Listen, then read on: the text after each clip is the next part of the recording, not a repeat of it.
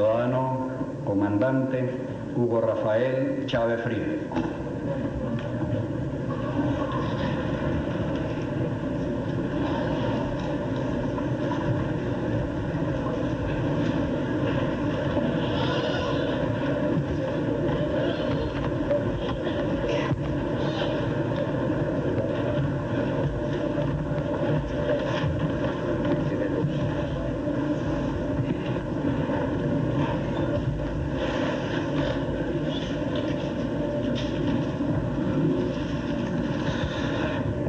Ciudadano presidente y vicepresidente del Congreso de la República,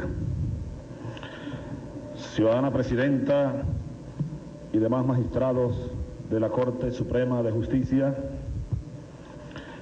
excelentísimos señores jefes de Estado, secretario general de la Organización de Estados Americanos, Su Alteza Real el Príncipe de Asturias, don Felipe de Borbón y Grecia, y jefes de gobierno acá con nosotros. Igual mi saludo a todas las misiones diplomáticas y de gobierno que han venido a este evento histórico venezolano. Ciudadano fiscal, contralor y procurador general de la República, ciudadano presidente y demás miembros del Consejo Nacional Electoral, ciudadana presidenta y demás magistrados del Consejo de la Judicatura, ciudadanos expresidentes de la República,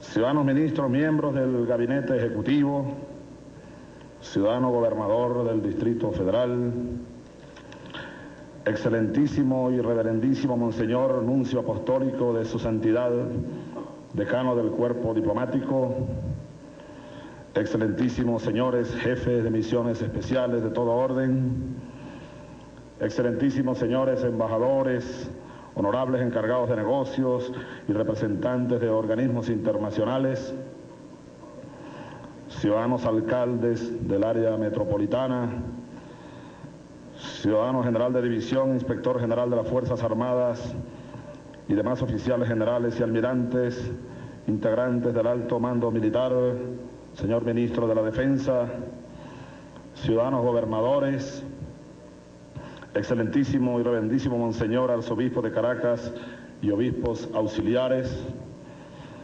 ciudadanos presidentes de institutos autónomos y empresas del Estado, ciudadanos senadores, ciudadanos diputados y, más allá de todo esto, hombres y mujeres y niños de Venezuela, esta tierra bolivariana, hombres y mujeres y niños del continente, del mundo, queridos padres, hermanos, María Isabel, hijos, amigos todos. Dichoso el ciudadano que bajo el escudo de las armas de su mando convoca la soberanía nacional para que ejerza su voluntad absoluta. Por 1000 pueblos, por 1000 caminos, durante miles de días, recorriendo el país, durante estos últimos casi 5 años, yo repetí delante de muchísimos venezolanos esta frase pronunciada por nuestro Padre Infinito, el Libertador, también delante de otro congreso, el Congreso de la República Grande, el Congreso de Angostura del 19, el Congreso de donde nació la Tercera Gran República, la del poder moral, la de la Gran Colombia, la de la unidad latinoamericana, caribeña, repetía yo mucho esa frase. Y en los últimos meses de la insólita campaña electoral de 1998, porque fue insólita de verdad, dije, inspirado por la certeza aquella de Walt Whitman, cuando decía, seguro como la más segura de las certidumbres, así andábamos por los caminos, seguros de que este día iba a llegar. Decía yo con esa certeza de que este día iba a llegar aquí, en este escenario, 2 de febrero 1999, yo le dije al pueblo venezolano, de muchas maneras y en muchos lugares, que iba a comenzar mi discurso de hoy, al asumir la presidencia de Venezuela por mandato del pueblo venezolano y por el favor de Dios también, que iba a comenzar con esa frase. He comenzado estas palabras con esa frase y yo la voy a repetir, permítanme. Dichoso el ciudadano que bajo el escudo de las armas de su mando convoca la soberanía nacional para que ejerza su voluntad absoluta. Ahora, ¿por qué esa frase? ¿De dónde viene esa frase? ¿Por qué Bolívar? No se trata de una repetición meramente protocolar y rebuscada de cualquier frase de Bolívar, por hablar de Bolívar. Como recuerdo que una vez hizo un soldado de mi pelotón de tanques hace varios años, y tenía él que hacer todos los días la orden de la compañía, y todos los días él, que era Furriel, estaba en la obligación de comenzar la orden escrita con un pensamiento del Libertador para leerlo en el patio, y tenía un libro para tomar los pensamientos y escoger cualquiera de ellos, y un día el libro se le perdió. Y entonces el cabo, cuando estábamos a punto de formar la tropa para leer la orden rigurosamente, él inventó un pensamiento. Cuidemos los árboles que son la vida, Simón Bolívar. No se trata de eso, de rebuscar frases y traerlas aquí al Congreso de la República para decirlas delante del país y del mundo. No. Se trata más bien de darle razón a Pablo Neruda, ese grande de nosotros, de los nuestros, cuando cantándole a Bolívar dijo, es que despierta cada 100 años cuando despiertan los pueblos.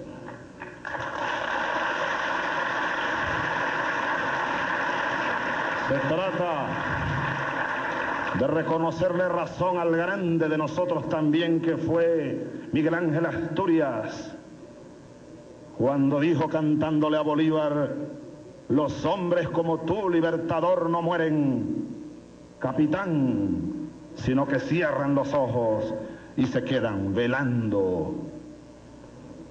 Es reconocerle razón al indio Choquehuanca, presidente Fujimori, cuando le cantó a Bolívar y le dijo, tu gloria crecerá con el tiempo como crece la sombra cuando el sol declina.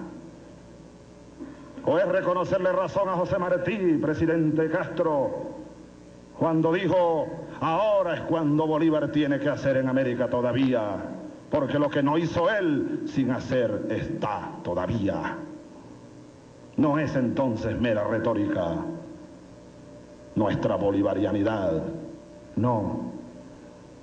Es una necesidad imperiosa para todos los venezolanos, para todos los latinoamericanos y los caribeños fundamentalmente, rebuscar atrás, rebuscar en las llaves o en las raíces de nuestra propia existencia la fórmula para salir de este laberinto, terrible laberinto en el que estamos todos, de una o de otra manera. Es tratar de armarnos de una visión jánica, necesaria hoy, aquella visión del dios mitológico Jano, quien tenía una cara hacia el pasado y otra cara hacia el futuro. Así estamos los venezolanos de hoy. Tenemos que mirar el pasado para tratar de desentrañar los misterios del futuro, de resolver las fórmulas para solucionar el gran drama venezolano de hoy. Y mirando hacia el pasado, en este día crucial para la República, para la nación, para la historia venezolana, en este día que no es un día más, en esta transmisión de mando presidencial que no es una transmisión de mando presidencial más, no, es la primera transmisión de mando de una época nueva. Es el abrir la puerta hacia una nueva existencia nacional. Tiene que ser así, es obligatorio que sea así. En Venezuela, cuando revisemos, compatriotas, o cuando revisamos nuestra historia reciente, para no irnos muy lejos, en Venezuela bien pudiera estudiarse como un caso y sacar experiencias de aquí, hermanos del continente, hermanos del mundo entero, un ejemplo de lo que no debe ocurrir, más nunca, jamás. Nunca jamás. En Venezuela pareciera que fue escogido por algún investigador especial para estudiar y aplicar un caso que es estudiado en la teoría política y social con aquel nombre de la teoría de las catástrofes. Aquí en Venezuela se ha cumplido cabalmente la teoría de las catástrofes. Esa teoría la conocemos, voy solamente a refrescarla un poco de aquellos días de los estudios de ciencia política y de ciencia militar, que en el fondo es lo mismo, decía Clausewitz, y los grandes estudiosos de la ciencia. La teoría de las catástrofes ocurre de manera progresiva. Cuando sucede alguna pequeña perturbación en un entorno, en un sistema determinado, y no hay capacidad para regular esa pequeña perturbación. Una pequeña perturbación pudiera regularse a través de una pequeña acción. Pero cuando no hay capacidad o no hay voluntad para regular una pequeña perturbación, más adelante viene otra pequeña perturbación que tampoco fue regulada y se van acumulando pequeñas perturbaciones, una sobre la otra y una sobre la otra, y el sistema y el contorno va perdiendo la capacidad para regularlas hasta que llega la catástrofe. La catástrofe es así la sumatoria de un conjunto de crisis o de perturbaciones. En Venezuela, yo nací en 1954. En 1971 era el expresidente Caldera, era presidente de la República. Cuando ingresé yo a la Academia Militar de Venezuela. 4 años después, era el expresidente Carlos Andrés Pérez, presidente de Venezuela, y de sus manos, con estas mismas manos, recibí yo el sable de mando de subteniente del ejército. 5 de julio, 1975. Ya comenzaba algo a oler mal en Venezuela.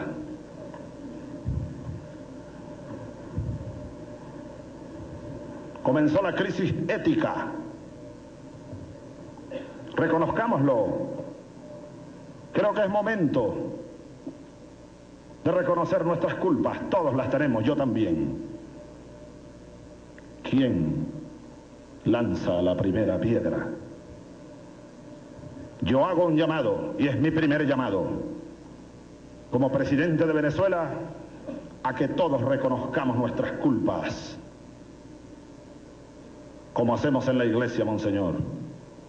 Por mi culpa, por mi culpa, por mi gran culpa. Pero lo más importante, como lo aprendí yo cuando era monaguillo, es, y como me lo recordaba el gobernador Arias en la Academia Militar cuando me sancionaba, leyéndome los textos largos de la historia de la religión, lo importante no es darse golpes de pecho. Lo importante es darse golpes de pecho y salir renovados en el espíritu, en el alma, en el vigor. Eso sí es lo importante. Yo hago un llamado a todos los venezolanos para que hagamos ese acto individual y colectivo. Ya basta. Aquella crisis moral de los años 70 fue la gran crisis. Y esa es la crisis más profunda que todavía tenemos. Ese es el cáncer más terrible que todavía tenemos allí, presente en todo el cuerpo de la República. Esa es la raíz de todas las crisis y de toda esta gran catástrofe. Mientras no curemos ese mal, seguiremos hundiéndonos en la catástrofe. Aunque el petróleo llegue de nuevo, ojalá que no, a $40 el barril. No lo queremos, no queremos que llegue a $40 el barril. Pero aunque llegara, y aunque lloviesen petrodólares y mucho dinero, igual sería como un alivio momentáneo, pero igual nos seguiríamos hundiendo un poco más allá, en un pantano ético y moral. Esa crisis no hubo capacidad para resolverla. La más mínima capacidad, ni la más mínima voluntad para resolverla. Y siguió galopando, como un pequeño cáncer que no es extirpado a tiempo. Y así llegaron los años 80 y ocurrió la segunda gran crisis, después de una serie de pequeñas perturbaciones. Vino el Viernes Negro. Ahora la crisis moral carcomió instituciones, carcomió el modelo económico y la crisis se hizo económica y comenzamos a oír en Venezuela hablar de devaluación, de inflación, términos que habían quedado durante muchos años al recinto de los estudiosos de la economía. Pero tampoco se reguló esa crisis, ni la moral ni la económica. Y la acumulación de estas dos crisis originó una tercera, espantosa porque es visible, porque las otras, la moral y la económica, son así como los volcanes que por debajo van madurando hasta que explotan y revientan y se hacen visibles y arrasan pueblos y vidas y ciudades. Aquí, hace una década ya, dentro de pocos años, de pocos días, vamos a recordar con dolor aquella explosión de 1989. 27 de febrero, día horroroso, semana horrorosa, masacre, hambre y miseria, y aún no hubo, a pesar de eso, capacidad ni voluntad para tomar las acciones mínimas necesarias y regular, como pudo haberse hecho, la crisis moral, la crisis económica y ahora la galopante y terrible crisis social. Y esa sumatoria de crisis generó otra que era inevitable. Señores del mundo, señores del continente, la rebelión militar venezolana de 1992 era inevitable, como lo es la erupción de los volcanes. No se decreta una rebelión de ese tipo. Y yo aprovecho este momento para darle un recuerdo imperecedero a los jóvenes militares y civiles de las rebeliones de 1992. 4 de febrero y 27 de noviembre de aquel año, que quedará para la historia.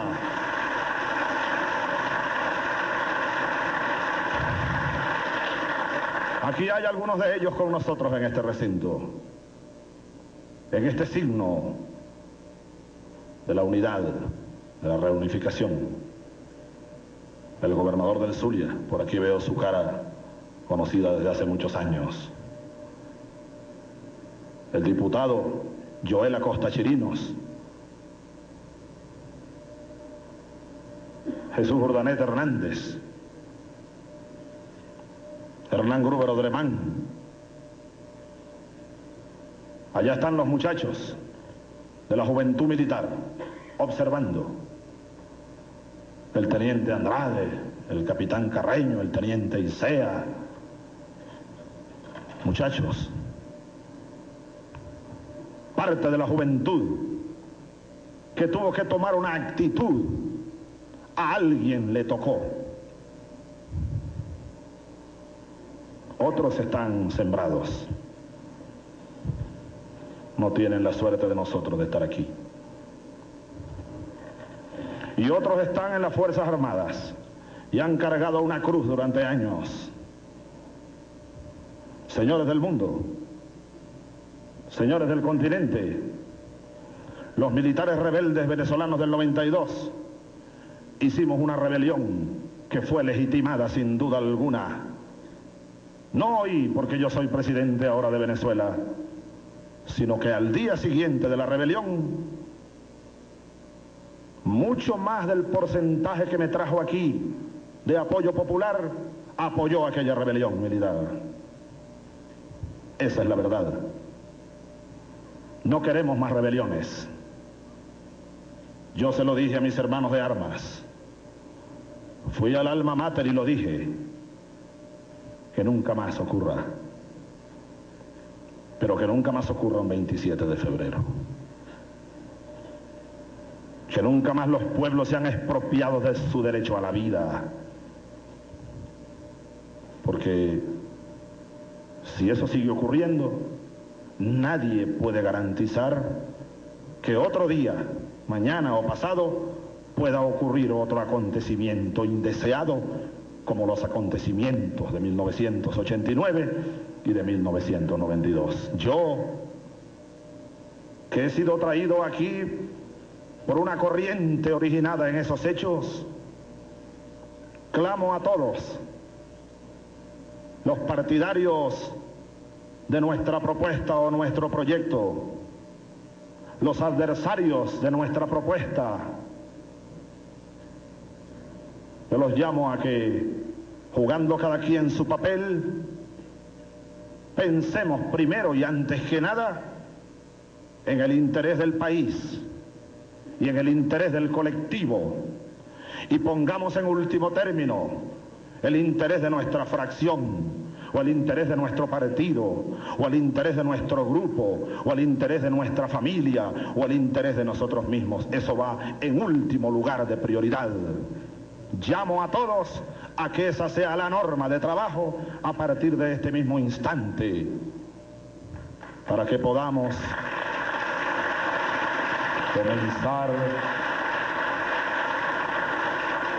a regular las perturbaciones, compatriotas todos, porque ustedes lo saben,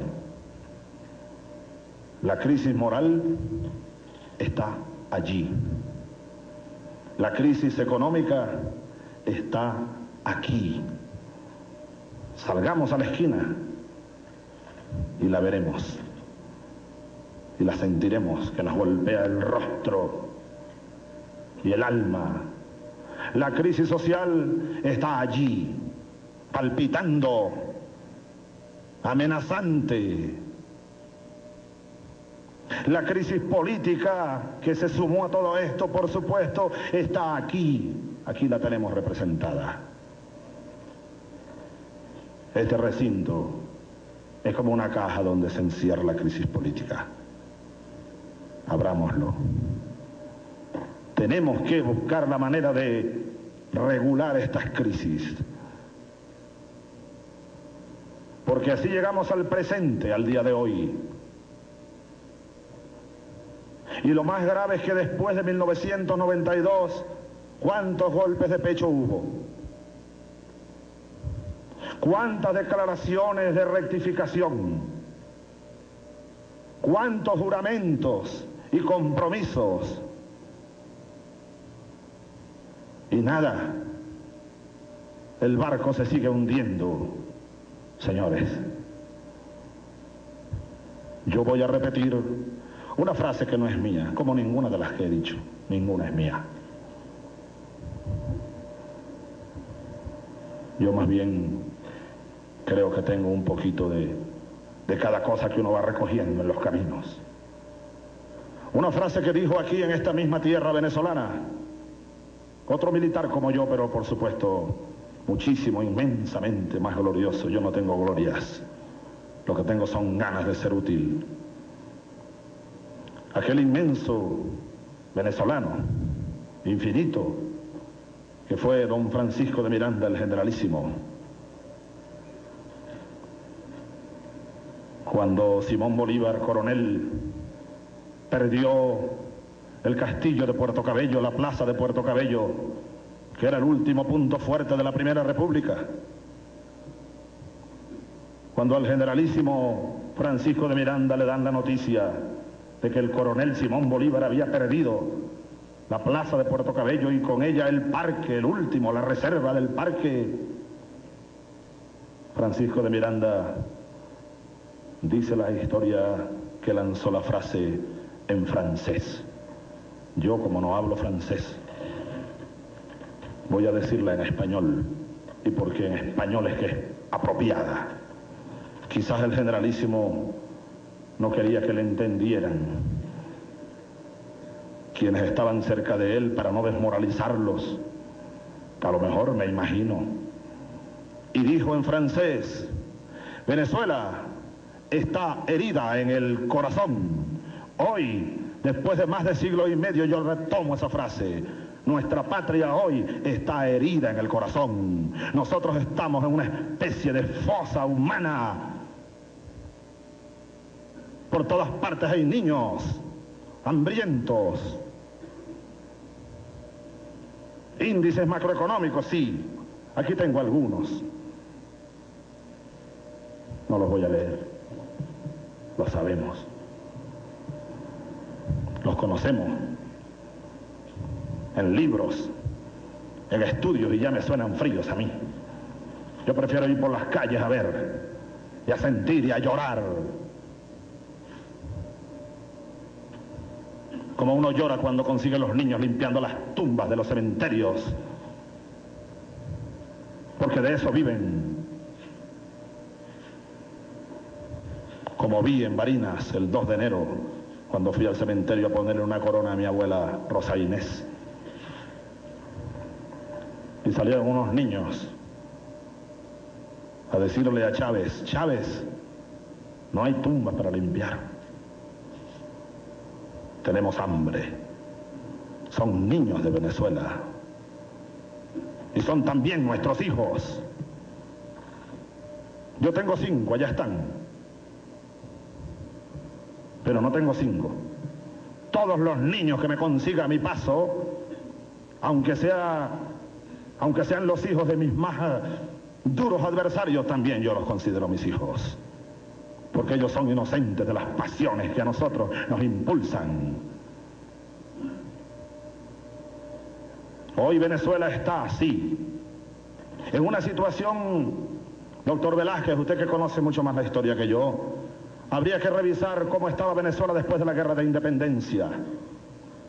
En aquellos años cuando Simón Bolívar se enteró que había regresado de Europa su tío Esteban Palacios y le escribió aquella famosa y hermosa y dolorosa carta: tío Esteban, usted de nuevo en Caracas. Caracas no existe.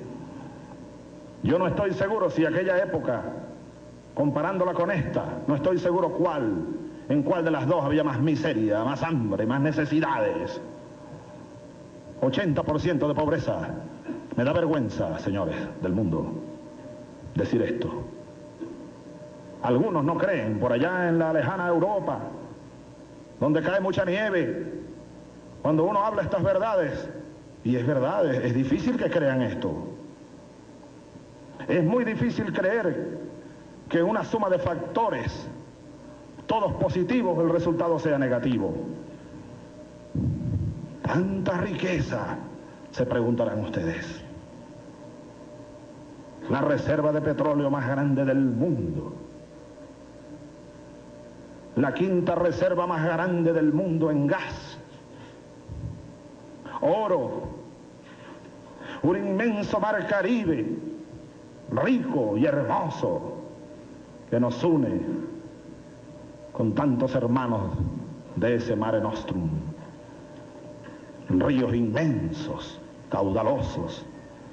Hay pueblos que han tenido que hacer ríos debajo del desierto, han tenido que construir ríos debajo de la arena para llevarle agua a sus pueblos.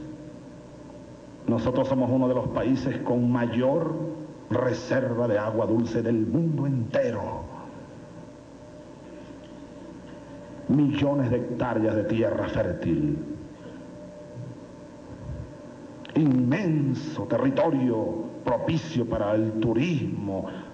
Un pueblo joven, alegre, dicharachero, caribeño. Y paré ahí de contar. Como una suma. Todo eso igual 80% de pobreza. ¿Quién puede explicar eso? ¿Qué científico puede explicar esto? Decía Galileo Galilei que el alfabeto con el que Dios escribió al mundo fueron las matemáticas. Tendremos que llamar a Galileo Galilei y a sus asesores a ver si ellos desentrañan el misterio matemático que hay en Venezuela.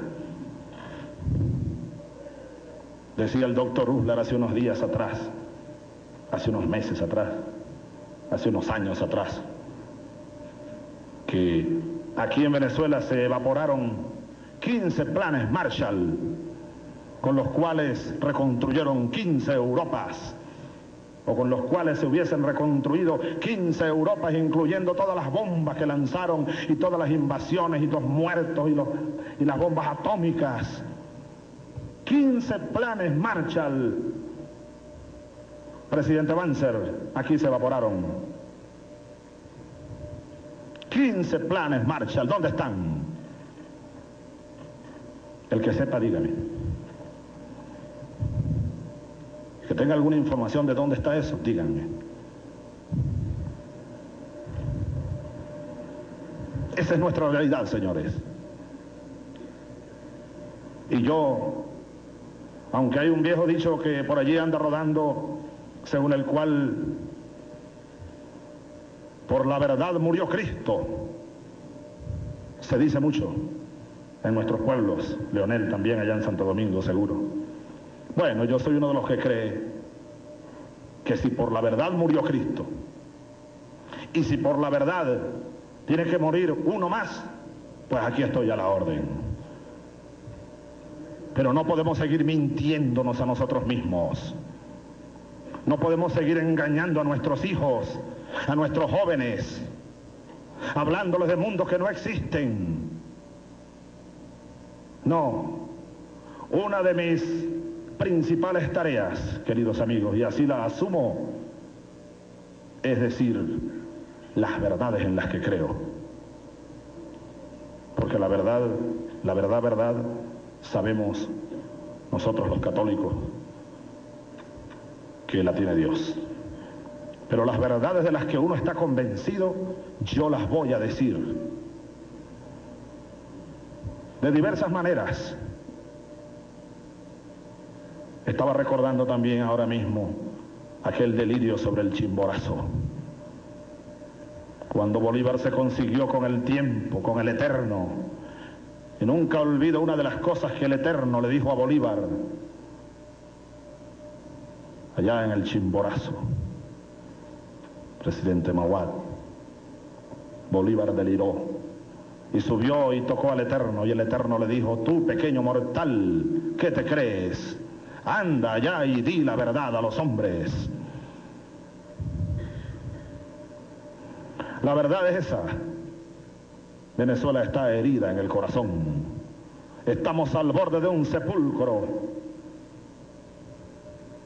Pero como los pueblos no pueden morir, porque los pueblos son en la expresión de Dios, porque los pueblos son la voz de Dios, resulta, queridos compatriotas, que felizmente, por encima y más allá de toda esta catástrofe inmensa, hoy en Venezuela estamos presenciando, estamos sintiendo, estamos viviendo una verdadera resurrección. Sí, en Venezuela se respiran vientos de resurrección. Estamos saliendo de la tumba. Y yo llamo a que unamos lo mejor de nuestras voluntades, porque es el momento de salir de la tumba. Es el momento de repetirnos también aquello de que vacilar es perdernos. A todos les llamo, sin excepción, a todos. Vamos juntos a salir de esta fosa. Vamos a discutir, pero también vamos a actuar de la manera más rápida para salir de esta fosa. Nosotros tenemos un proyecto que no es nuevo, no, ni es original nuestro tampoco, no. Desde aquellos tiempos de Yare, de aquella escuela que fue Yare, comenzábamos entonces a tratar de definir algunas líneas de un proyecto, pero no un plan de gobierno, por Dios, no. Ya basta de estar dando tumbos, de estar zigzagueando, de dar marchas y contramarchas, como un barco sin brújula, sin timonel, sin capitán, donde la tripulación no sabe qué hacer, sino sobrevivir. Nosotros, ante esta realidad tremenda que tenemos, le hemos planteado a los venezolanos un proyecto. Le hemos dado varios nombres a lo largo de estos años. Por allá por 1995 lo llamábamos Agenda Alternativa Bolivariana. Y lanzamos líneas para la discusión. Luego, en plena campaña electoral insólita, lo lanzamos al mundo como el proyecto de transición. Pero en el fondo es el mismo viejo sueño bolivariano.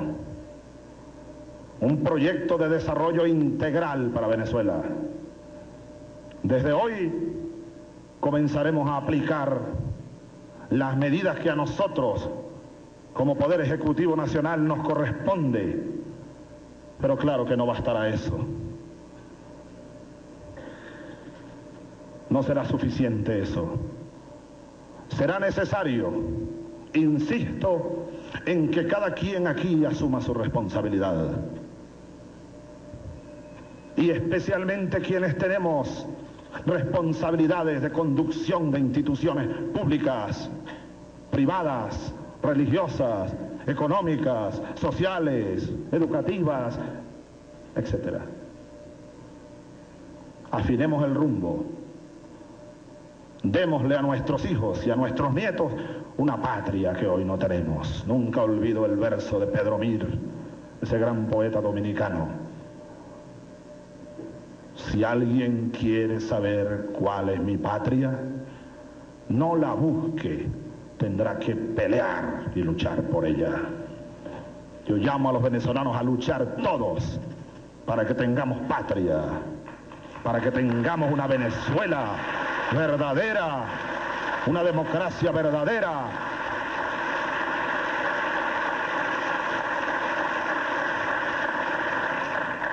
En lo político, nuestra propuesta y desde hoy nuestra acción orientada a acción hacia la transición transformadora, porque eso también es conveniente decirlo, señores.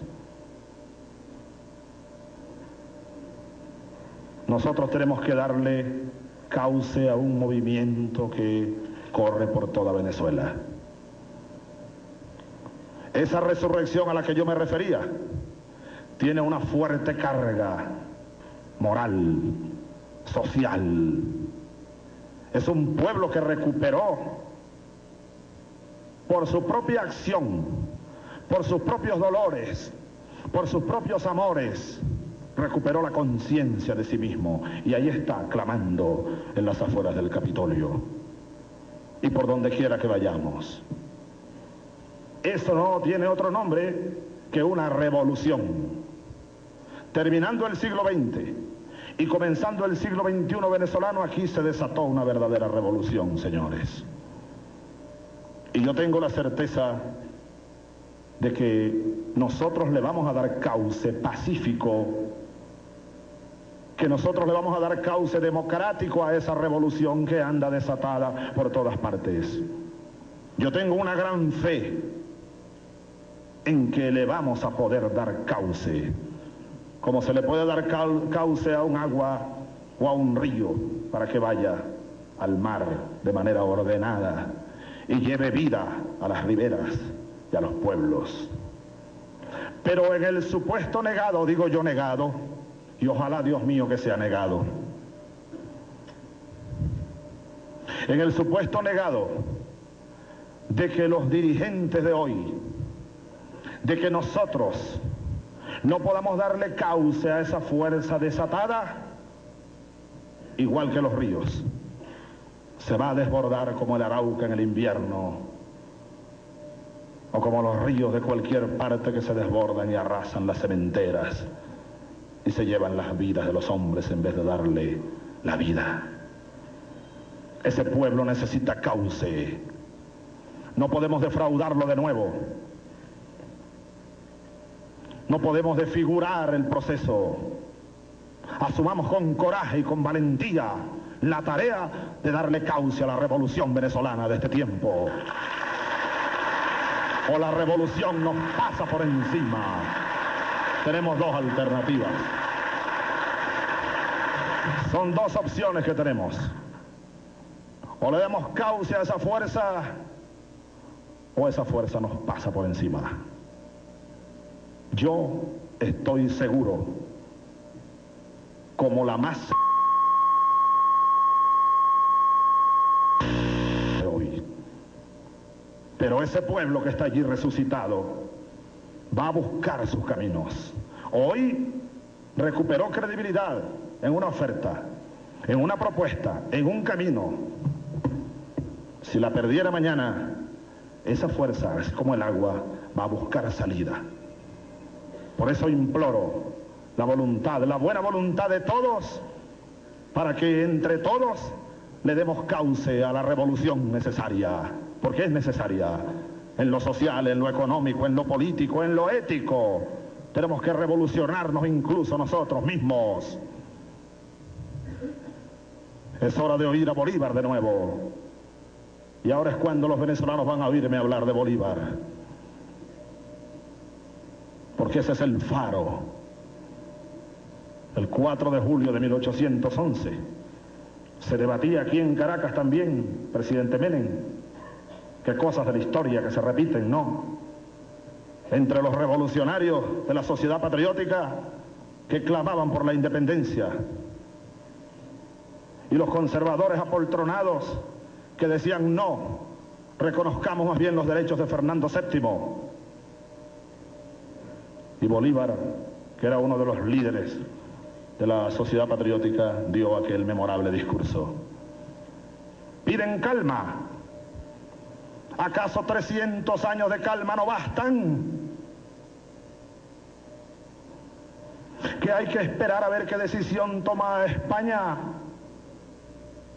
¿Qué nos importa que España venda a Bonaparte sus esclavos o los conserve si nosotros estamos dispuestos a ser libres? Hoy es el mismo dilema. Estamos frente al mismo dilema. Nosotros, por supuesto, y yo, sin duda, estoy en las barras bolivarianas. Vacilar sería perdernos. No podemos vacilar. Por mi parte, tengan ustedes la certeza que yo, como estoy seguro muchos venezolanos, pero hablo por mí en este instante, como presidente de Venezuela, yo no vacilaré un instante en hacer lo que tenga que hacer. No hay marcha atrás. El consenso sí, lo quiero, pero no el consenso retrógrado, porque también decía Bolívar aquello, en ese mismo discurso, ahora que lo recuerdo. Él decía, no es que haya dos congresos, nosotros queremos la unión, no podemos estar dividiendo el Congreso, pero el Congreso debe oír a la sociedad patriótica. Y entonces decía Bolívar, unirnos para apoltronarnos, unirnos para observar cómo pasan los acontecimientos. Antes era una infamia, hoy es una traición. Hoy, señores, unirnos a los que quieren conservar esto tal cual está, buscar consenso con los que se oponen a los cambios necesarios, yo digo hoy como Bolívar, es una traición.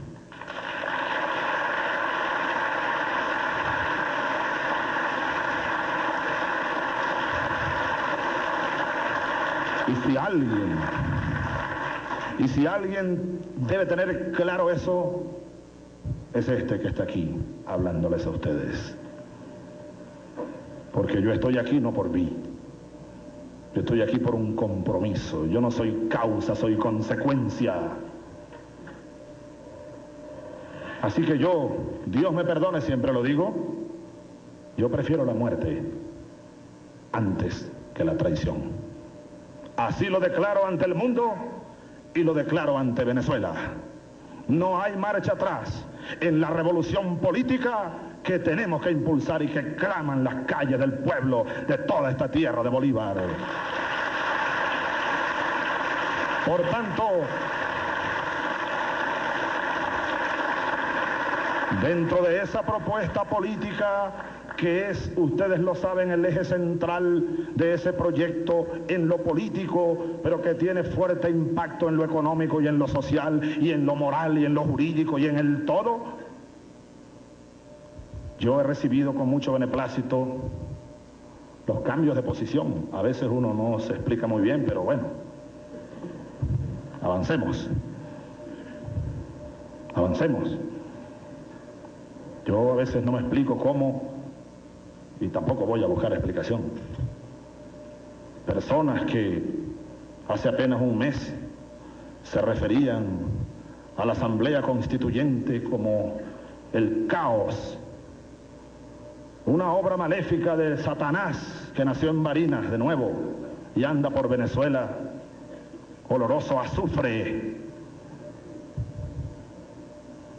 Un plan preconcebido por el tirano Chávez para establecer una dictadura en Venezuela, para acabar con la democracia. Un plan maléfico. Ahora hoy veo con alegría que dicen que van a la Constituyente. Me lanzo a la Constituyente, han dicho algunos aquí en este Congreso. Láncense. Vamos a lanzarnos todos.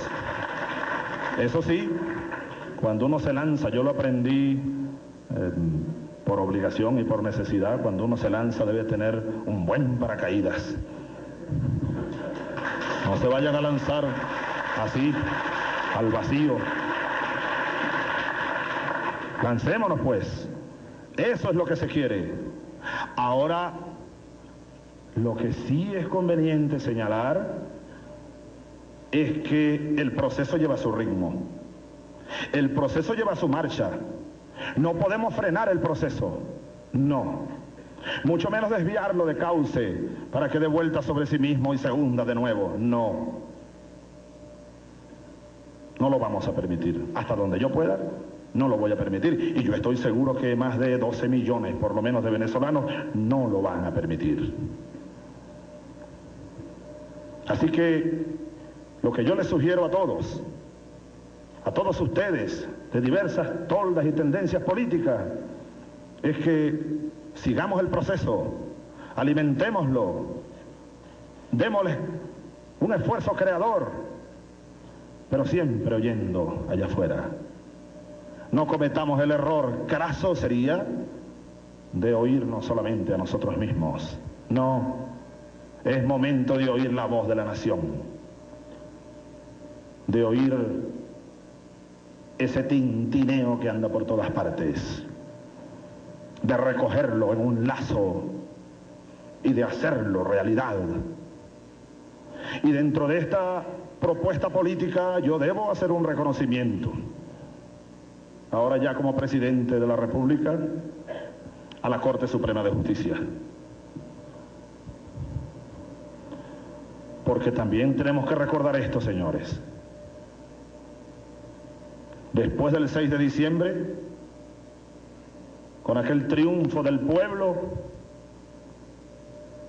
comenzaron a cambiar de opinión algunos que decían que la constituyente era un salto al vacío, que era una locura. Entonces comenzaron a decir otras cosas. Yo siempre les sigo la pista. Ya no es un salto al vacío, ya no es una locura, pero ahora, para poder ir a la constituyente, hay que reformar la Constitución. Lo señalamos en su momento como la trampa constitucional. Lo mismo que hizo Adolfo Hitler con la República de Weimar para parar un proceso. El entrampamiento a través de una interpretación interesada, inflexible y rígida de una constitución que ciertamente, como lo dije cuando juré, está moribunda y va a morir. Para que nazca otra, tiene que morir. Y junto a ella, el modelo político nefasto al que dio nacimiento en estos últimos 40 años. Eso tiene que morir. Va a morir, señores, acéptenlo todos. Y es necesario que muera. Pero claro que al mismo tiempo es necesario que nazca otro modelo. La decisión de la Corte Suprema de Justicia es para la historia, ciudadana presidenta. Sin duda que es para la historia, sentando cátedra de lo que es el poder constituyente originario, de lo que es la soberanía, como lo decía Rousseau y como también Bolívar, en ese pensamiento que ya cité al comienzo. Convoquemos la soberanía popular para que ejerza su voluntad absoluta. ¿Pero acaso le podemos tener miedo a la soberanía popular? No hablamos de democracia, pues. La soberanía no es nuestra. El presidente de la República no es soberano. El Congreso de la República, aunque lo llamen soberano, no es soberano. La Corte Suprema y los tribunales no son soberanos. El único soberano aquí en la tierra, en el pueblo, en la tierra venezolana, es ese pueblo. No hay otro. Ese es un principio universal y elemental. Bueno, después de la decisión histórica de la Corte Suprema de Justicia, se apagaron las voces de los que clamaban todos los días que había que reformar la Constitución. Y ahora ha cambiado también la dinámica. La decisión de la Corte Suprema de Justicia ha acelerado el proceso. Y eso habrá que reconocerlo para la historia. Porque todo esto que está ocurriendo en Venezuela, hora tras hora, compatriotas, día tras día, está quedando grabado para las páginas de la historia. Cuando los nietos de nuestros hijos estudien la historia de Venezuela, tendrán que detenerse, sin duda, en estos años finales del siglo XX, en estas sesiones del Congreso, en ese juramento, en las elecciones que pasaron, en la decisión de la Corte Suprema de Justicia, en la posición que cada quien asuma. Es momento grande, es un momento estelar el que estamos viviendo. No es un momento cualquiera. Es importante que lo digamos, porque es muy importante aún más que todos tomemos conciencia de lo esplendoroso del momento que estamos viviendo en esta patria de Bolívar, para que hagamos honor a nuestro barro, a nuestro espíritu, a nuestra herencia. Nosotros somos uno de los pueblos libertarios del mundo.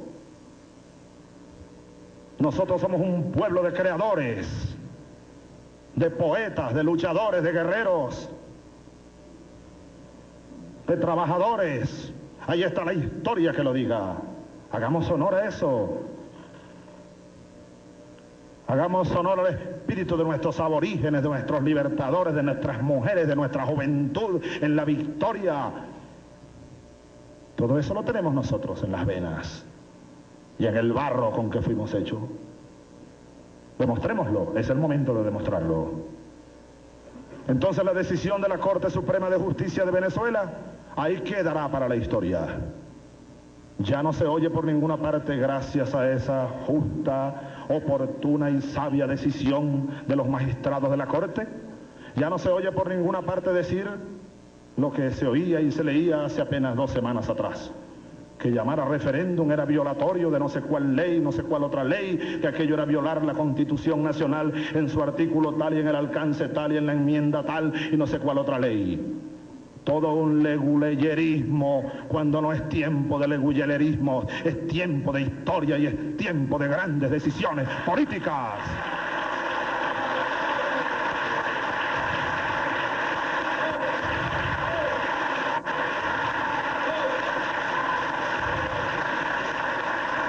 Ahora, después de esa decisión, se apagaron esas voces. Y también se apagaron las voces de los que amenazaban. Ya a mí me tenían amenazado algunos sectores políticos y me hacían llegar eso como que para disuadirme. Yo les confieso, con toda la humildad que pueda tener, que como yo ya he pasado por tantas cosas, no soy disuadible. No le tengo miedo sino a Dios, porque ni a la muerte, lo repito. Creo que la muerte no existe. Es una mentira como era la mentira del silbón de la sabana o de la sayona que salía por la esquina del caño de raya en el río Boconó. Eso no existe. Entonces estaban preparando ya una acción contra el presidente Chávez para destituirlo. Presidente Pastrana. Lo conversé con usted, lo conversé con el presidente Gaviria, que también vivieron en Colombia un proceso constituyente parecido, y la decisión de la Corte de Colombia fue tal cual la de Venezuela. Ahora, sentando cátedra. Pero ya se estaban preparando jugadas para inhabilitar entonces al presidente Chávez por haber violado la Constitución si convocaba referéndum. Todo eso se quedó atrás. Gracias a Dios. Gracias al proceso mismo, gracias a la Corte Suprema y gracias al pueblo. En menos de una semana, dirigentes políticos y sociales recogieron más de 1,5 millones de firmas en las calles. ¿Quién puede oponerse a eso? Si esa es la voluntad del pueblo, si es la voluntad del soberano. Ahora, en los últimos días hemos observado entonces el debate de que el Congreso puede llamar a referéndum. Ciertamente, y yo lo decía en la campaña electoral, ojalá que el Congreso llame a referéndum, decía yo. Ojalá que el Congreso tome la batuta Claro que hubiese sido mucho mejor que en la campaña electoral hubiésemos discutido el tema.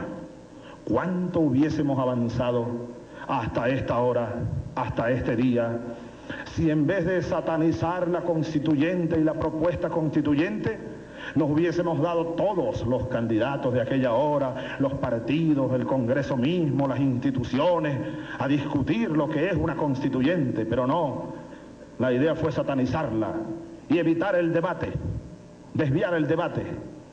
Se perdió un tiempo. Ahora no podemos perder tiempo. El proceso se ha acelerado gracias a la decisión de la Corte y gracias a también el clamor de un pueblo. Yo, como he estado oyendo y discutiendo, oyendo posiciones aquí en el Congreso o de sectores que están en el Congreso y también en la calle, y como se ha creado entonces ahora, sin que esto quiera decir que ese sea el ánimo de algunos sectores del Congreso, pero en la calle se ha venido formando como una matriz de opinión acerca de una especie de rivalidad a ver quién convoca primero al referéndum, y es lo que anda en las calles. Y como la gente donde quiera que voy me dice: Chávez, no te dejes quitar la bandera, Chávez, no te descuides, porque en el Congreso pueden manipular el referéndum y hacerlo a su justa medida y necesidad para tratar de detener el proceso. Chávez, creemos en ti. Pues yo, como estoy comprometido con un pueblo, he decidido adelantar la firma del decreto convocando al referéndum. No voy a esperar el 15 de febrero, como había dicho. No. Este es un clamor que anda por las calles. Es un clamor del pueblo.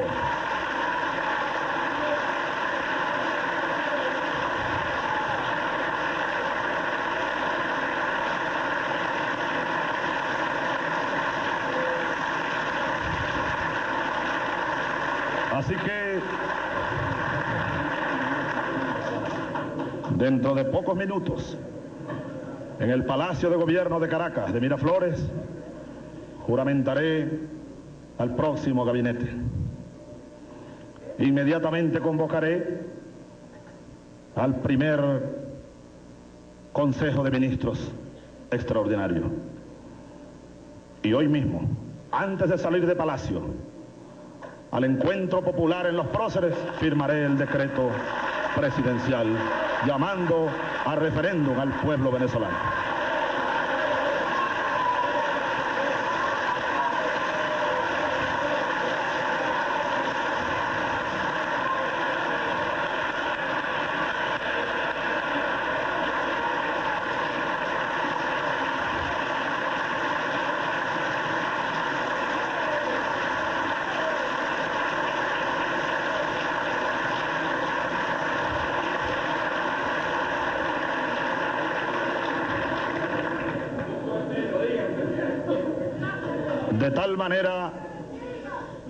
De tal manera, es un compromiso, sencillamente. Es un mandato de un pueblo. Yo estoy aquí para ser instrumento de un colectivo. Por eso, de tal manera que, señores del Congreso, señor presidente del Congreso, señor presidente de la Cámara de Diputados, honorables senadores y diputados, yo creo que les estoy quitando un poco de trabajo también. Y de angustias. Y de carreras y de sinsabores. No, ya.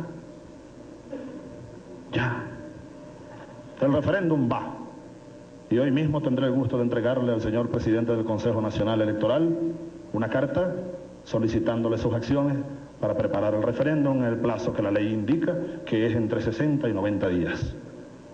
Y ya he dado instrucciones al próximo ministro de la Defensa, a partir de hoy, al general de división Raúl Salazar, y al próximo jefe del Comando Unificado de las Fuerzas Armadas Nacionales, el general Marín Gómez, para que vayan preparando un plan república igual para hacer un referéndum amplio, donde todos tengan participación, no habrá exclusiones. Vamos, creamos en nosotros mismos, creamos en nuestro pueblo, seamos verdaderos demócratas. Vamos todos. todos. Por mi gran culpa, y ya basta. Ahora, de forma tal que el Congreso, mi sugerencia, porque vuelvo a tomar la frase de Bolívar, no es que haya dos congresos, no. Yo no quiero ni obstaculizar, ni interferir las deliberaciones y la libertad del Poder Legislativo.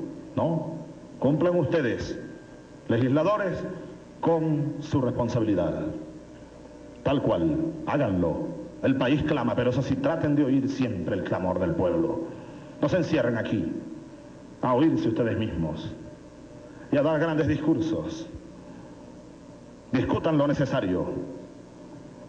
Dentro de varias horas, mi gobierno introducirá aquí en el Congreso la solicitud de una ley habilitante.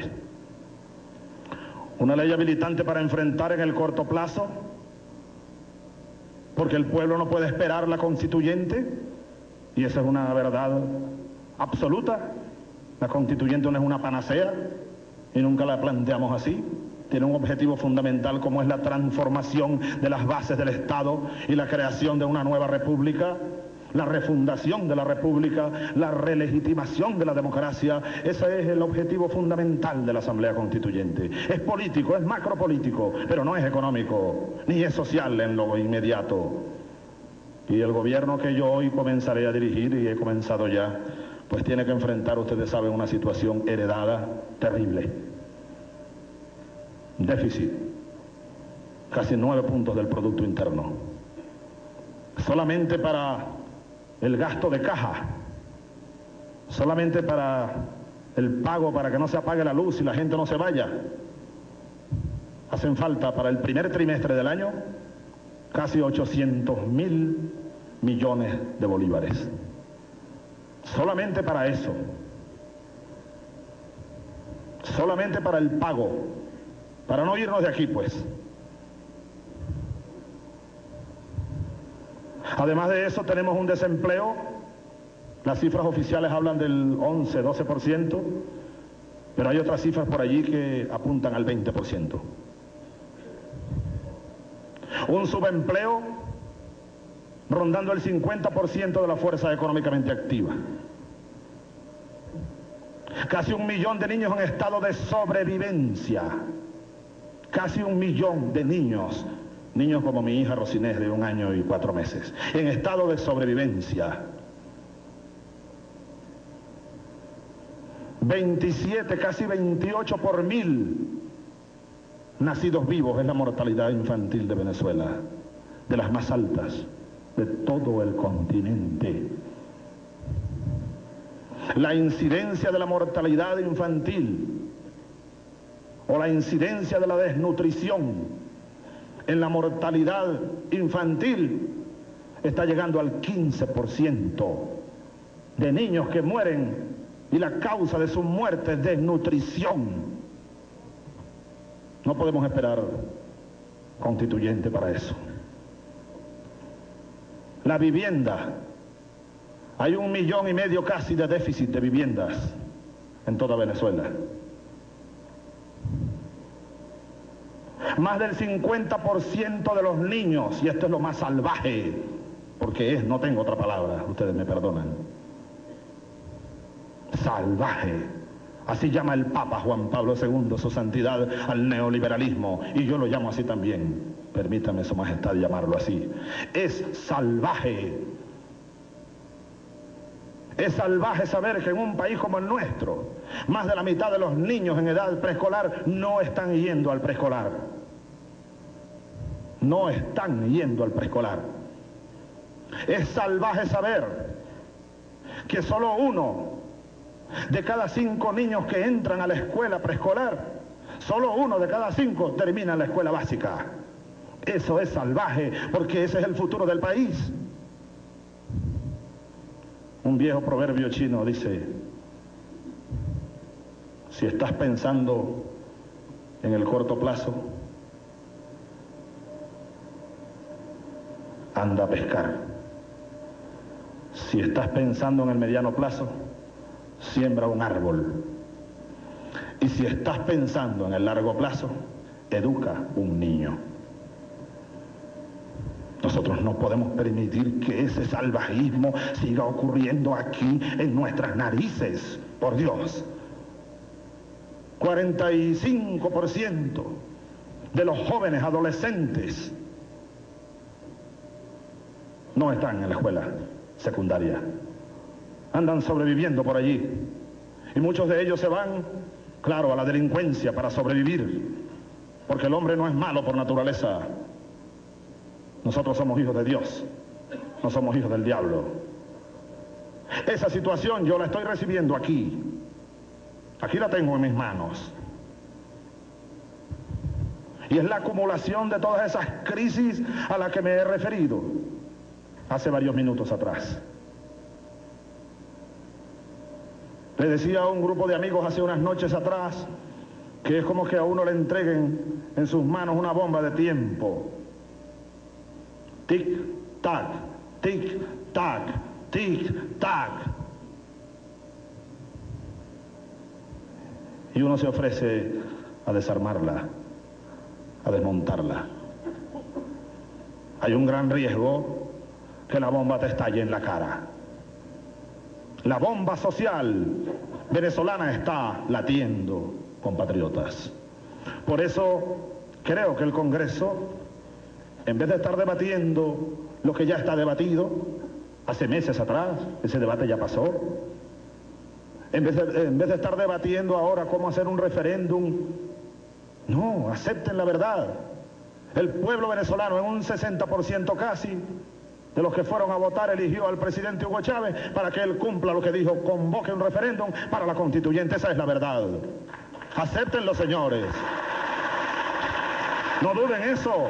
Esa es una verdad, como el sol que está allá arriba.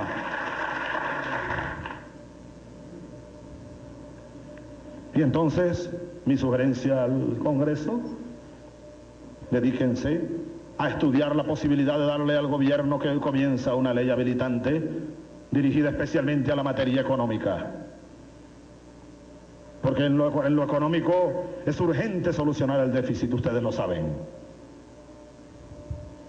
Y para ello nosotros necesitamos una profunda reforma fiscal,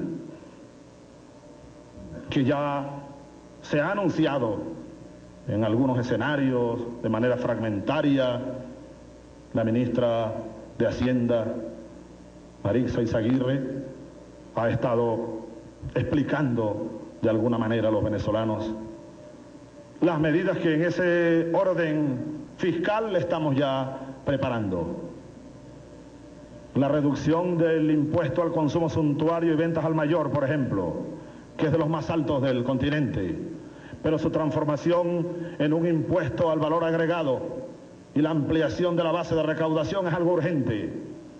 Según nuestros cálculos, ahí pudiéramos recabar o incrementar la recaudación casi en un punto del Producto Interno Bruto, para ir haciendo manejable ese inmenso hueco fiscal que estamos heredando. Por otra parte, es necesario que hagamos reformas, así lo queremos, lo creemos necesario, al impuesto sobre la renta, para adelantar los pagos de las personas jurídicas y no esperar hasta el fin de año, sino que se vayan cancelando los pagos a medida que vayan pasando los meses. Igualmente, tenemos listo el esquema para volver a aplicar de manera temporal el impuesto al débito bancario. Con ello, según nuestros cálculos, podemos recabar un 1.5 aproximadamente % del Producto Interno Bruto para reducir el déficit fiscal en este primer año de gobierno al menos a la mitad. Pero por otra parte hemos ido por el mundo y hemos conseguido, así lo he dicho, comprensión, y esperamos seguirla consiguiendo. Desde Su Majestad el Rey Don Juan Carlos de Borbón hasta el primer ministro canadiense, desde el presidente del gobierno español, don José María Aznar, hasta el presidente de los Estados Unidos, Bill Clinton, el presidente o director ejecutivo del Fondo Monetario Internacional, el señor Camdesús, pasando por el director del Banco Mundial y del Banco Interamericano de Desarrollo, del Club de París, con todos ellos hemos estado hablando en estos últimos 40 días. Nosotros no hemos descansado y ustedes lo saben, buscando, viajando, hablando, tratando de convencer, primero que yo no soy el diablo, porque la campaña salvaje que me hicieron, pues mucha gente por allá en esas tierras frías, pues llegaron a pensar que de verdad Hugo Chávez casi que el diablo era. Y segundo, explicando nuestra verdad. La deuda externa, nosotros queremos pagarla, sencillamente no podemos pagarla según la manera como se ha diseñado y como yo estoy recibiendo, con un perfil de deuda que se lleva una tajada grandísima del presupuesto nacional, más del 30%, la acumulación de intereses y de capital. Así que tenemos la esperanza firme, y así lo digo al mundo, y vamos a seguir trabajando con mucha intensidad, ahora mucho más que antes, para lograr en el más corto plazo posible un refinanciamiento de nuestra deuda externa, de forma tal que podamos este mismo año 99 reducir al menos en 2 puntos, en 1.5 o 2 puntos, el peso terrible de la deuda sobre el golpeado presupuesto venezolano. Para ello, algunos de estos puntos que he mencionado, medidas en el orden económico del corto plazo, en el orden interno, nosotros creemos que es necesario que el Congreso discuta y decida acerca de una ley habilitante, como ha ocurrido en ocasiones anteriores. Igual es urgente para nosotros, y esa es la otra dirección estratégica para transformar el modelo económico en el corto, en el mediano y en el largo plazo. Es necesario que, y de esto se ha hablado mucho en Venezuela, pero no se ha hecho casi nada, diversificar la economía, impulsar el aparato productivo. Para ello, también en estos viajes que hicimos a Sudamérica, a Norteamérica, a Europa y al Caribe, hemos estado llamando a los inversionistas del mundo entero. Nosotros somos gente seria. El gobierno que yo empiezo a dirigir hoy es un gobierno serio que respetará los acuerdos que se firmen y las inversiones internacionales que vengan aquí de cualquier parte del mundo, especialmente dirigidas al sector productivo, que genera empleo, valor agregado a la producción, tecnología propia para impulsar el desarrollo del país. No podemos seguir dependiendo únicamente de esa variable exógena que es el precio del barril de petróleo, que se vino abajo, como todos sabemos, y todas las perspectivas indican que va a seguir allí entre 8 y 9, de si acaso tocando algún día el 10, durante a lo mejor no un año, sino 2 o 3 años. Acostumbrémonos a eso, porque eso también nos obliga. Al respecto, los equipos de transición y los equipos del proyecto de gobierno y de desarrollo que hemos venido formando hace varios años, pues hemos decidido impulsar y arrancar con inversión privada, y también le hacemos un llamado a los inversionistas nacionales con los que hemos tenido fecundas, amplias y diversas conversaciones, aclarando, explicando, preguntándoles también, recibiendo sus opiniones, a la inversión privada nacional. Yo le hago un llamado a todos los venezolanos que tienen capitales en el exterior. Piénsenlo, el país necesita capitales. Vengan aquí. Claro, me refiero a los capitales bien habidos.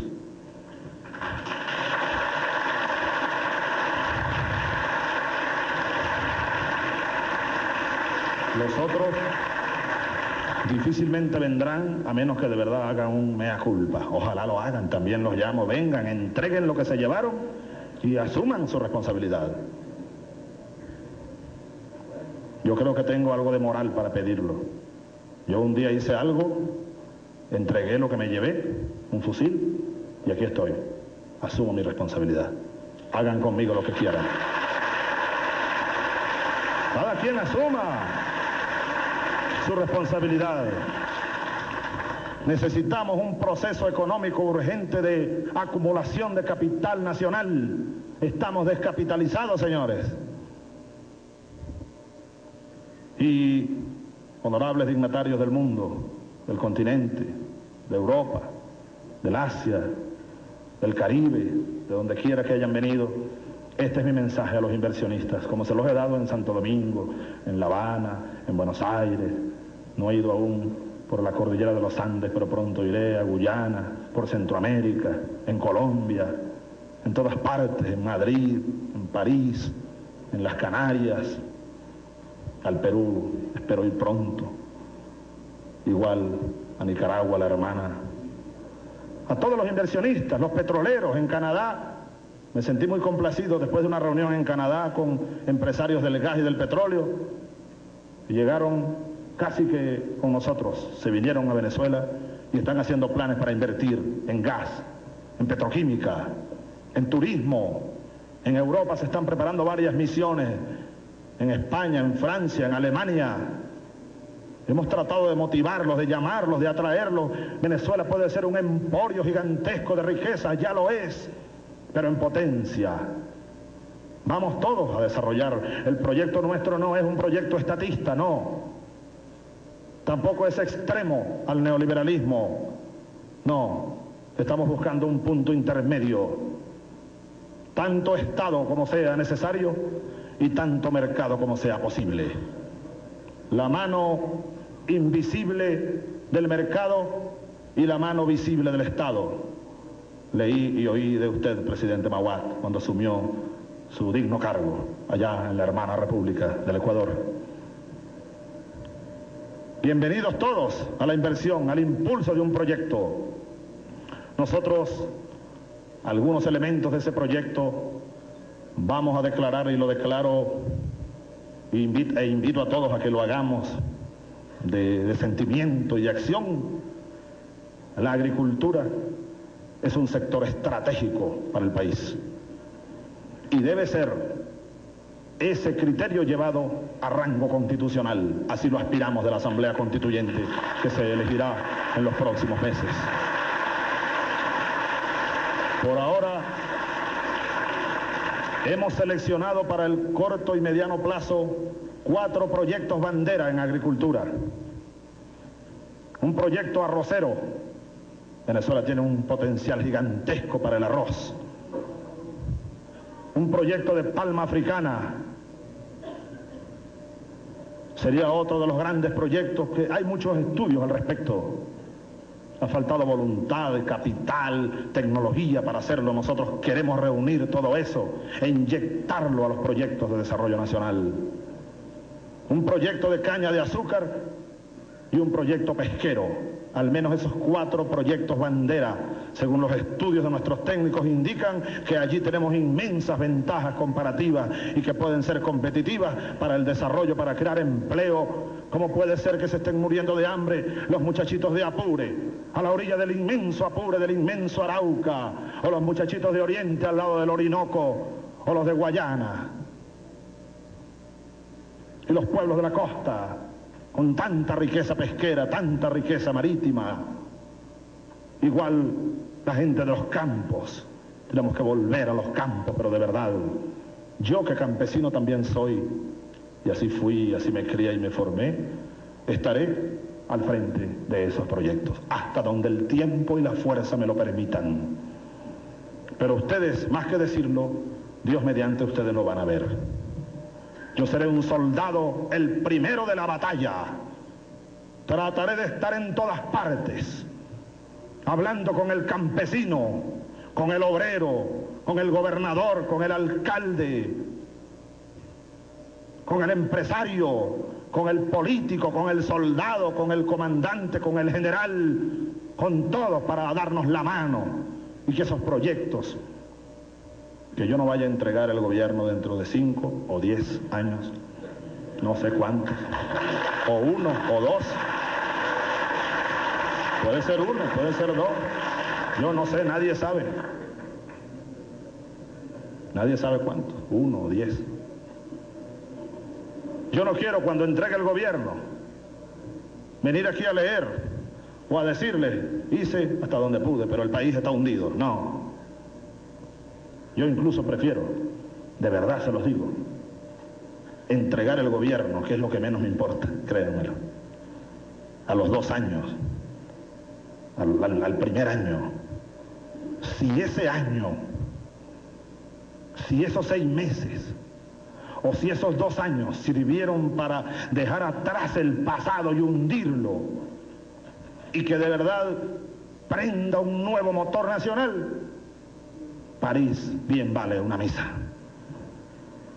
De verdad que lo menos que me importa es mi destino personal. Absolutamente me importa. Lo importante es que arranquemos con un nuevo motor nacional, un nuevo proyecto de largo plazo, como el navegante que va y no ve el puerto, pero cada milla, cada kilómetro que navega, sabe que va en dirección correcta porque tiene una brújula y un mapa para navegar. Necesitamos un mapa nacional, necesitamos una brújula, necesitamos un timonel. Aquí estoy yo, pretendo ser timonel por un tiempo. Pido ayuda a todos. Pido ayuda a todos porque todos vamos en el barco. Y lo más terrible es que con nosotros van nuestros hijos y nuestros nietos. Tenemos que echar el barco adelante, es una responsabilidad. Y después que otros se encarguen de navegarlo. Ahora, dentro de esa concepción social, yo, ante Venezuela y el mundo, y siendo intérprete, como quiero ser siempre, del sentir del pueblo venezolano, que está en su inmensa mayoría viviendo por debajo de un umbral humanitario, interpretando esa realidad, yo, como haría un capitán de un barco o de un avión que vaya en emergencia, yo declaro al mundo que Venezuela está en emergencia social. Nosotros tenemos que enfrentar la emergencia social. Y en este caso no invoco la emergencia social para restringir o eliminar garantías. No. ¿Quién va a eliminar garantías en Venezuela si ya todas están eliminadas? ¿Cómo vamos a suspender lo que ya está suspendido? ¿Qué garantías más le vamos a quitar a nuestros pueblos? No. Y fíjense que ese es en mi criterio, de las desviaciones de la Constitución moribunda del Pacto de Punto Fijo. Esa Constitución prevé la emergencia con toda formalidad. Yo no me agarro de esa formalidad, yo me agarro de una realidad en este caso. Pero la Constitución dice que se podrá decretar la emergencia nacional y en base a ella suspender garantías. Es una visión nefasta de la emergencia. Es una visión unilateral, represiva, prevista en las leyes. Así como los pueblos de la frontera les suspendieron las garantías constitucionales, dada la situación difícil en la frontera con la hermana República de Colombia. Y aprovecho para hacer un reconocimiento, pero muy especial del corazón, a su presidente, el doctor Andrés Pastrana, quien a pesar del dolor del pueblo colombiano por la tragedia de hace unos días, aquí está con nosotros, hermano. Mi abrazo y nuestro abrazo para ti y para tu pueblo. Somos amigos de Colombia, porque Colombia es tierra bolivariana. Nuestro pesar, nuestro dolor, nuestro apoyo para ti y para tu pueblo, que es también parte de nuestro pueblo, de nuestra esencia.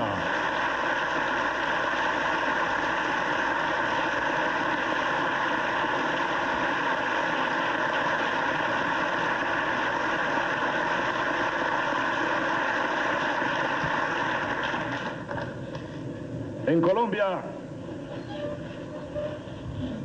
tenemos que hacer todo lo posible para que haya paz.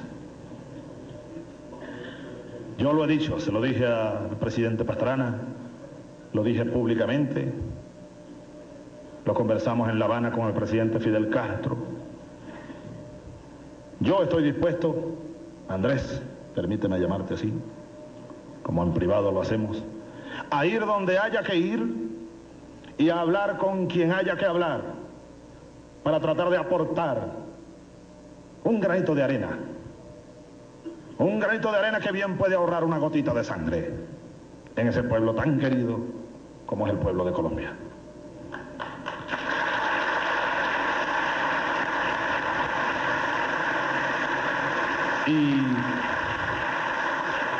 E igualmente el saludo que le he dado a nombre del pueblo bolivariano de Venezuela al presidente colombiano, pues a todos y cada uno de ustedes.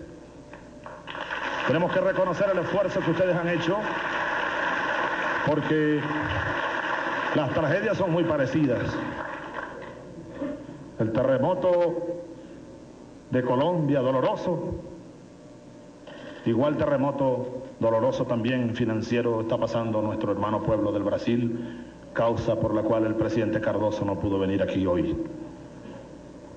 Igual todos ustedes, de la Nicaragua, de todos ustedes, todos estos pueblos y países aquí representados por sus presidentes, sus jefes de gobierno, primeros ministros, la presidenta guyanesa, Janet Jagan, nuestro afecto a sus luchas, a su esfuerzo, a sus dificultades, a todos, el presidente Banzer, nuestro amigo, todos amigos, el presidente dominicano, Leonel Fernández, el presidente cubano, ratifico mi amistad y nuestra solidaridad con el pueblo hermano de Cuba. El Papa bien lo dijo.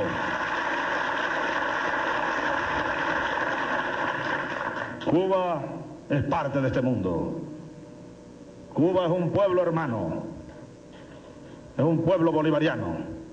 Así que, igual que a todos, vaya mi abrazo y mi afecto al pueblo cubano, al pueblo de Martín y a todos los pueblos y naciones.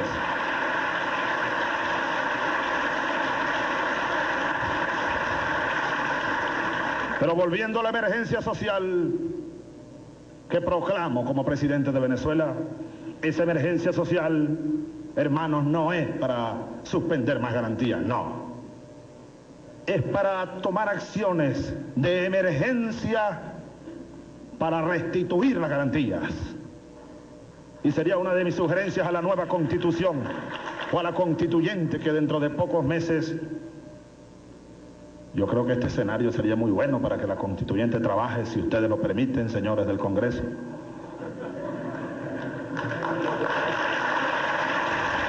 Sería el más adecuado, creo yo.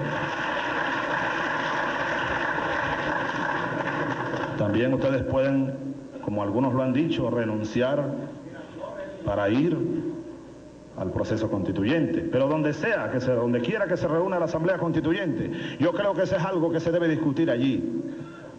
Una emergencia para restituir garantías. No toda emergencia puede ser vista para suspender garantías constitucionales. En ese orden de ideas, para dar una señal de arranque inmediato en lo social, no podemos esperar ni una hora.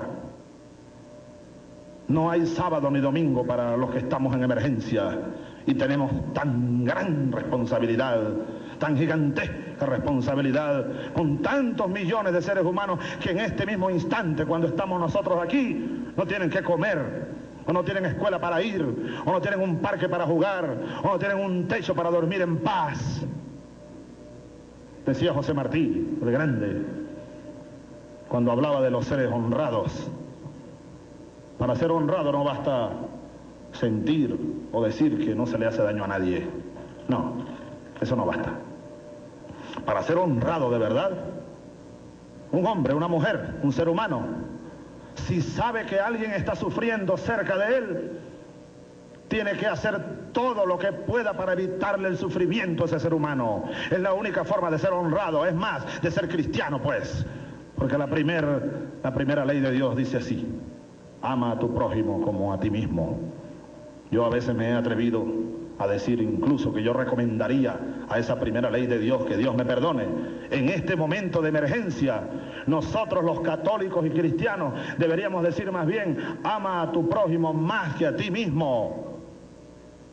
Así que para dar señales al respecto de que está comenzando hoy una verdadera guerra contra esos males sociales, una verdadera batalla, yo he dado instrucciones al nuevo ministro de Defensa a partir de hoy, al general Raúl Salazar, a los nuevos comandantes de fuerza, a mis hermanos de las Fuerzas Armadas, a quienes saludo con especial también deferencia y a quienes incluso pedí perdón por allá en nuestros espacios militares y lo hago ahora delante de la nación. Perdón por los dolores causados, perdón por tantos años juntos. Gracias a Dios y al pueblo de Venezuela estamos juntos de nuevo. Hemos regresado de nuevo con la frente en alto. Pero ahora yo regreso como comandante en jefe. Y yo aprendí de algunos de los que están aquí a ser comandante. Y creo que lo fui medianamente. Y un verdadero comandante tiene que estar allí en el sentir de su gente. Un verdadero comandante debe estar pendiente de cumplir con una misión y del bienestar de su gente, de sus comandados. Yo aspiro a ser ahora mucho mejor comandante que antes. Espero que estos 7 años que han transcurrido desde que dejé el comando de mi batallón de paracaidistas me hayan enseñado, me hayan dado más recursos, me hayan dado más vigor para ser mejor comandante que antes. Pero ahora vengo como comandante en jefe no a comandar paracaidistas,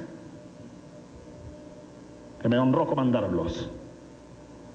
Ahora vengo como comandante en jefe a impulsar un proceso de incorporación de los hombres y mujeres de uniforme de Venezuela a este proceso de emergencia y de recuperación social.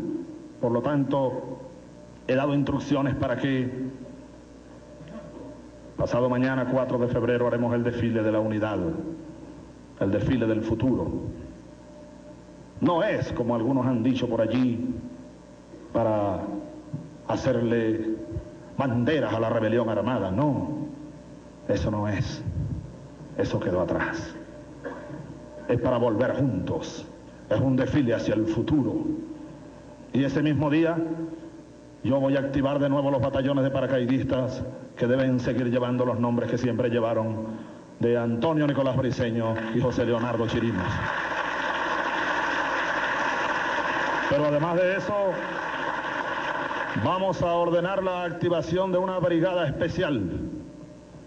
Y esa brigada especial se va a activar en este mismo mes de febrero. Una brigada especial para el desarrollo, porque el desarrollo es parte de la defensa. Nuestros hermanos de armas no pueden estar encerrados en cuarteles y en bases navales y en bases aéreas con la gran capacidad, con el gran activo humano, con la gran cantidad de recursos que están allí, como desactivados, como si fuera otro mundo eso, separado de una realidad pasmosa, una realidad cruenta que clama por inyección de recursos, de moral, de disciplina. Le decía al general Salazar hace unas noches que me consiguiera una lista de todos los militares activos que son ingenieros. La lista nos sorprendió tanto a él como a mí. Centenares de oficiales activos que son ingenieros.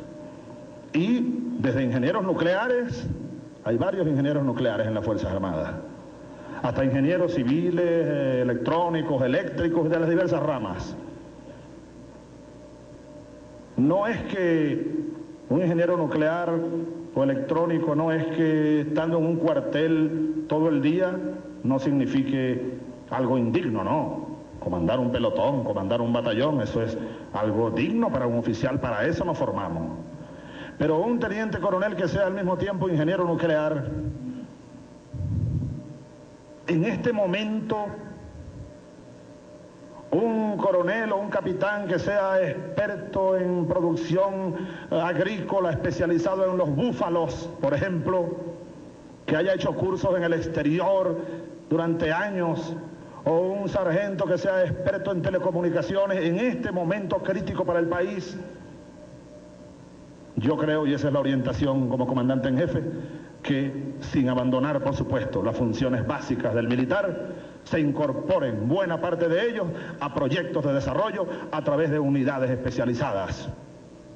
En Barinas funcionará dentro de poco tiempo una brigada especial, donde habrá un cuerpo de ingenieros militares y donde podrán incorporarse para el servicio voluntario los venezolanos que quieran, donde podrán incorporarse hombres y mujeres de las diversas ramas técnicas. Habrá un cuerpo de ingenieros. Poco hacemos con un lote de maquinarias de ingeniería aquí en Caracas.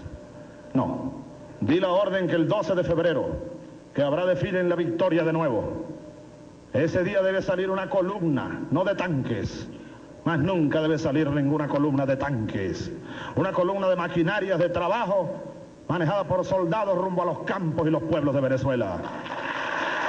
El Día de la Juventud. Y eso comienzo haciéndolo. Igual formaremos batallones agrícolas y batallones de sanidad para atender no un día y volver a los 6 meses, no, para abrir operaciones de guerra contra la miseria, contra la desnutrición, contra la desmoralización de un pueblo. Ahora, los militares solos no llegarían muy lejos. Yo invoco el espíritu nacional, invoco el alma nacional, invoco la buena voluntad de todos. La Iglesia Católica, vamos, los curas, los obispos por los caminos, vámonos, los caminos del pueblo, que son los caminos de Dios.